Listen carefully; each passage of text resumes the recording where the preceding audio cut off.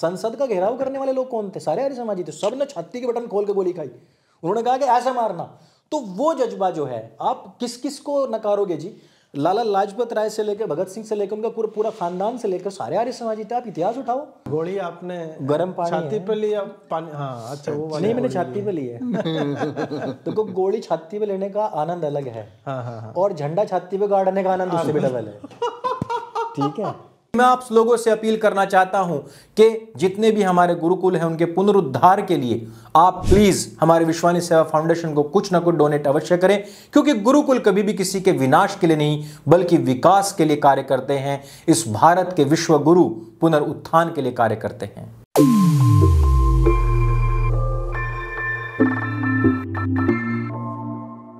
आर्य समाज कभी मंदिर के विरोध में नहीं रहा।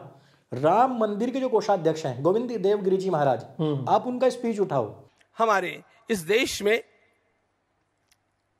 चर्चाओं के समय एक बात आती थी, हैदराबाद के सनातनी लोगों को मैंने समझाया कि भैया आप लोगों को, आर्य समाजी लोगों को कुछ भला बुरा कहने से पहले 10 बार इस बात को सोचना चाहिए कि जिस समय यहाँ पर निजाम का राज था उस समय मंदिरों की रक्षा करने के लिए, सनातन धर्मियों के मंदिरों की रक्षा करने के लिए भी आर्य समाजी वीर दल खड़े होते थे। इस बात को हम लोगों को भूलना नहीं चाहिए। चाहे दयानंद सरस्वती महाराज ने खंडन किया होगा मूर्ति पूजा का, लेकिन इन मूर्तियों के रक्षा के लिए वही आर्य समाजी बंधु आगे आकर के डंडे लेकर के खड़े हुए और इस प्रकार के इन वीरों को निर्माण किया स्वामी श्रद्धानंद महाराज ने, जिनको हम भूल नहीं सकते। श्रद्धानंद जी महाराज ने गुरुकुल कांगड़ी में इस प्रकार का एक वातावरण निर्माण कर दिया कि अंग्रेजों को सबसे बड़ा भय गुरुकुल कांगड़ी से लगने लग गया। गुरुकुल कांगड़ी में उन्होंने जो किया वह अत्यंत बड़ी बात है और इसीलिए तो एक सामान्य क्या क्या मंत्र दे सकता था वो महात्मा, इसका हम लोग विचार करें। श्रद्धानंद जी का पूर्व जीवन देखेंगे तो कोई वो बहुत अच्छा है ऐसा नहीं कहा जा सकता, लेकिन एक सामान्य वकील में से, एक विलासी वकील में से एक ऐसा महात्मा खड़ा हो गया जो चांदनी चौक में खड़ा होकर के गुंडों के सामने बोलता रहा, चलाओ तेरी गोली, आत्मा अमर है, मैं मरने वाला नहीं हूं। यह जो वीर्य, यह जो शक्ति हमारे एक एक व्यक्ति में फूंकी गई, इसका मूल कारण वेदों का मूल उद्घोष था जो हम लोगों को ऋषि दयानंद सरस्वती महाराज ने सिखाया। हमारे वेदों ने हम लोगों को मुमूर्षुवाद नहीं सिखाया है। जीवेम शरदशतम, नंदाम शरदशतम, मोदाम शरदशतम, अदीनास्याम शरदशतम, अजितास्याम शरदशतम। हम लोग 100 वर्षों तक जिएंगे, हम लोग 100 वर्षों तक स्वस्थ रहते हुए जिएंगे, हम लोगों को जीतते हुए जिएंगे, हम जीवन में कहीं भी लाचारी आने नहीं देंगे। यह जो वेदों का अत्यंत विलक्षण सिंहनाद है, उस सिंहनाद को कभी तो भी हिंदू समाज में जागृत करने की आवश्यकता थी और वह करवाने के लिए परमात्मा के द्वारा भेजे गए उस महापुरुष का वंदन करने के लिए मैं यहां पर आया हूं। तो वो खुद कह रहे हैं इस बात को कि जिस टाइम पे हैदराबाद की क्रांति हो रही थी और वहां निजाम मंदिरों को तोड़ रहे थे, उस टाइम आर्य समाज के लोगों ने ह्यूमन चेन बनाई थी और अपनी जान गंवाई थी मंदिरों की रक्षा के लिए। जब करपात्री जी महाराज ने गाय रक्षा के लिए, उनके लोग नहीं आए थे सामने, तो आर्य समाज की शरण में आए। उन्होंने कहा कि हमें संसद का घेराव करना है। करपात्री जी महाराज शंकराचार्य, वो गौर मूर्ति पूजक हैं, और उन्होंने ये कहा कि महर्षि दयानंद सरस्वती शिव के अवतार हैं। तो हमारे लोगों ने कहा कि हम खैर आपकी जो अतिशयोक्ति भावपूर्ण है हम उसके विरोध में नहीं है, पर हम ऐसा नहीं मानते। वो खुद कहते थे कि मैं जैमिनी कर्णाद के समय होता तो मैं उनके आश्रम में झाड़ू लगा रहा होता, मैं कोई अवतार नहीं हूँ, मेरी तो समाधि भी नहीं बननी चाहिए, तुम लोग वहीं माथा टेकने लग जाएंगे।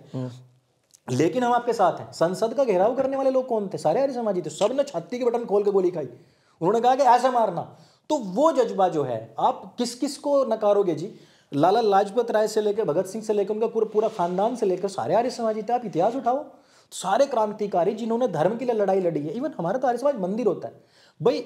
आप ये कैसे कह सकते हो? इवन जयपुर से संचालित होने वाले एक यूट्यूब चैनल है, तो उनके चैनल पर बैठे हुए थे वो अभिजीत चावड़ा जी। तो उन्होंने कहा अरे आर्य समाजियों ने तो बहुत मंदिर और मूर्तियां तोड़ी, और अगले ही सेकंड में उन्होंने कहा कि नहीं, हालांकि मैंने ये इतिहास कहीं पढ़ा नहीं है।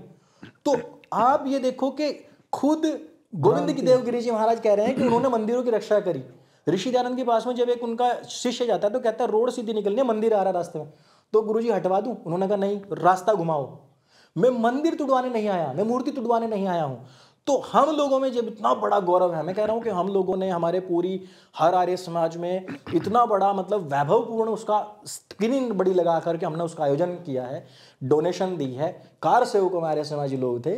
हम लोग ये मानते हैं कि, और इवन अजीत भाई उस सब बातों को भी आप छोड़ दो, 150 साल पहले आर्य समाज आया, हम प्रतिदिन हवन करने वाले लोग हैं। हमारा पता है पहला नारा क्या होता है?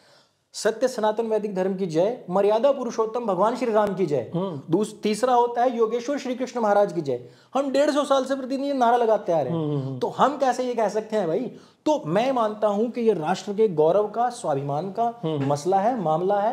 अगर मैं टंकारा में जो हमारे टंकारा में जो ऋषि दयानंद का जो घर है, हम उसको अक्षुण्ण रखने के लिए जान लड़ा देंगे, तो हम भगवान श्री राम के लिए, हम काशी के लिए, हम मथुरा के लिए जान लड़ाएंगे, बिकॉज हम सनातनी हैं। आप उपासना की तरीकों से हमें डिफरेंट नहीं कर सकते। तो हम सबके पूर्वज एक हैं, एक थोड़े फिर शैव वाला बोल देगा कि तो तुम काहे नाच रहे हो भाई, तुम्हारे राम थोड़े हैं। इस्कॉन वाला कहेगा हमारे भी नहीं है भाई। बिल्कुल। तो ये साउथ में वो साउथ का जो पॉलिटिशियंस है, मैं नाम भूल रहा हूँ उसका, नहीं चिदम्बरम कार्तिकी, उसने लिखा कि जो रामेश्वरम है वहां वो तो शिव का मंदिर है, हमें कोई लेना देना नहीं है राम से। उसका तो आओ ना काशी में, भाव तो यही काशी में आ जाए ना भाई, कार सेवा करते हैं, चलो काशी में आ जाए। मैंने उनको यही तो लिखा, कार सेवा करते हैं महादेव। उस गधे को ये नहीं पता कि शिव जब ध्यान में जाते हैं तो किसके ध्यान में जाते हैं? वो राम के ही ध्यान में जाते हैं। तो रामेश्वरम, राम ही ईश्वर है या राम के ईश्वर शिव हैं? हाँ, और रामेश्वर दोनों तरीके से बात करते हैं। हनुमान जी किसके हम किसी में डिफरेंस नहीं कर सकते। बिल्कुल, ये वही है, हम इनमें डिफरेंस नहीं कर सकते, कौन बड़ा कौन छोटा, ये मुद्दा ही नहीं है हमारा। सही बात है, हमारे लिए मुद्दा ही नहीं है। अंकुर भाई वैसे फोन पे तो कह रहे थे टोनसिलर फ्लो देख रहे हो आप? भाई माहौल होता है ना यार। हाँ, आते 3 गोली ली है मैंने, ऐसे थोड़ा ही ना। गोली आपने गर्म पानी छाती पे लिया पानी? हाँ, अच्छा वो नहीं, मैंने छाती पे ली है। तो गोली छाती पे लेने का आनंद अलग है, और झंडा छाती पे गाड़ने का आनंद उससे भी डबल है। ठीक है, तो मैं ये कह रहा था कि जैसा कि अभी आपने वैष्णव और शैव ये सब चीजें बताई, उस पे आधारित पोनियन सेल्वन से पुराना तो मेरे ख्याल से अभी हमें नहीं मिलता है, जब शैवों का साम्राज्य था। हम जब उसमें देख रहे हैं पोनियन सेल्वन जब वापस से जिंदा हो रहा है, उस टाइम आप देखोगे तो उस टाइम पे वैष्णव, शैव और बौद्ध तीनों बाहर आ रहे हैं, और वो कह रहे हैं, इवन जब वो शास्त्रार्थ चल रहा है तो उस टाइम पर भी यही कहता है वो, उसमें जो होता है कि जो पंडित बना हुआ है तो उसको भी यही कहा जाता है कि मैंने दोनों से बात कर ली है, है ना, तो दोनों एक ही हैं। तो हम इनमें विभेद ही नहीं कर सकते। ये साउथ और नॉर्थ वाली आप एक छोटी सी लाइन, वो कह रहे हैं कि हम शिव, कैलाश पर्वत तो यहाँ हमारे नॉर्थ में है ना, और जो हम यहाँ कह रहे हैं कि भाई वैष्णव तो जो है जो उत्तर में है, आप दक्षिण में जाके देखो उनके इतने नाट्य वहां पर होते हैं, इतनी वहां पर इनकी पूजा होती है। तो ये जो पूरा का पूरा झंझावात या जो लड़ाई है ना, ये सिर्फ वामपंथियों के दिमाग में है, ये वास्तव में हमारे आसपास कहीं भी नहीं है। मैं कावड़ियों की सेवा में जाता हूँ, ठीक, हमारे यहाँ से लोग देवियों जाते हैं, और हमारे यहाँ पे अभी रामनवमी मन रही है, अभी जन्माष्टमी बनेगी, तो शैव, वैष्णव, शाक्त सब तो मन रहा है भाई, हर एक के घर में मन रहा है। आपके मंदिर की तरफ कैमरा घुमाओ तो वहां सारे हैं। सही बात है। हम तो सारों को मानने वाले लोग, कहाँ ये वैष्णव, शाक्त और शैव चला है? ये कहीं नहीं है, ये कोई खूनी झंझट नहीं। हमारे यहाँ ये नहीं है शिया सुन्नी वाला। हमारे यहाँ है भी तो वो दार्शनिक विचारधारा है कि उसका वे ऑफ लाइफ क्या है, उसका दर्शन क्या है। और इतने भेद इसलिए नहीं है कि हम एक दूसरे से हेट करते, नहीं, थोड़ा थोड़ा वेरिएशन है। आपको आलू पसंद है, आपको बैगन पसंद है, आपको वो भाई सब्जी सब सही है, और हम जबरदस्ती किसी के साथ नहीं करते, तू आलू ही खा। देखो कट्टर हिंदू कहेगा आपने राम जी को बैगन कर दिया, उसको शिव को जो आपने गोभी कर दिया, क्योंकि तो सपाई है। भाई देखो, हिंदुओं का घर ऐसा होता है, जैसे मेरी माँ है, मेरी माँ को वैष्णो माता में बहुत आस्था है, ठीक है, वो माता की पूजा करती हैं, और हर वर्ष वो वैष्णो माता जाती ही है। कई बार तो ऐसा होता है वर्ष में 5-6 बार चली गई। बिल्कुल। फिर मेरे पिताजी वो घोर राम जी के भक्त, बिल्कुल अखंड राम जी के भक्त। फिर मेरे ताऊ जी वो हनुमान जी के भक्त। फिर भाई वो भोले का भक्त, मैं राम जी का भक्त। फिर आपकी मेरी बहन है, वो सभी ठीक है। मतलब चाचा की बेटी है, सभी ठीक है, उसका कोई ऐसा पर्टिकुलर नहीं है। तो हम तो इस टाइप के लोग हैं, एक ही घर में रहने वाले और किसी अलग अलग। हाँ, यस, जो सब अलग है, जो जैसे कर रहा है। और ये ना पहले पुराने टाइम में तो अभी तो मतलब जैन और बौद्ध में नहीं है, एक घर में जैन और बौद्ध नहीं है, पर पहले तो एक घर में जैन और बौद्ध भी होते थे।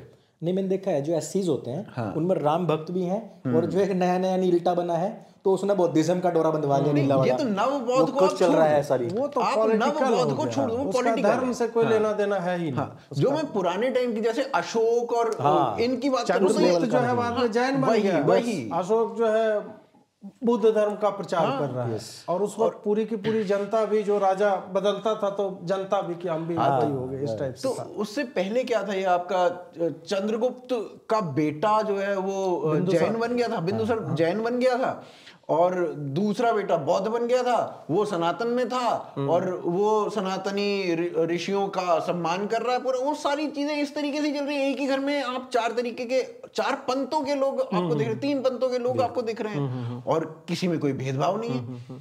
ये तो हम तो भगवानों के बीच भेद करने की बात कर रहे हैं, जो कि मतलब पॉसिबल ही नहीं है। कर ही नहीं सकते बिल्कुल।